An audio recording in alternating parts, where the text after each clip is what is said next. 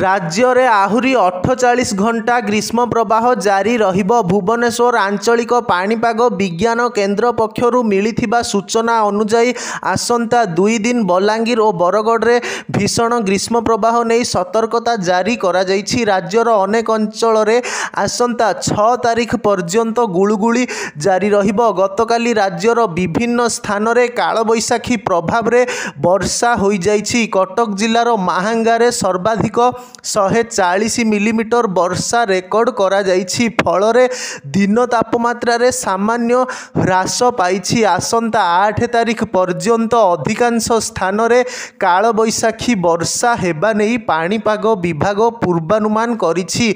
गतकाली टिटलागढ़ रे सर्वाधिक दिन तापमात्रा 42.5 डिग्री सेल्सियस रेकर्ड करा जायथिला। गतकाली कालबैशाखी प्रभाव रे गजपति जिले में बड़ बड़ गछ और विद्युत खुंट भांगी पड़ा फल यातायात प्रभावित होगा सह विद्युत सरबराह बंद रही। अनुगुल जिले में मध्य कालबैशाखी वर्षा जोगु गछ उपुड़ी पड़ा सह तलिया अंचल में पानी जमी थिला।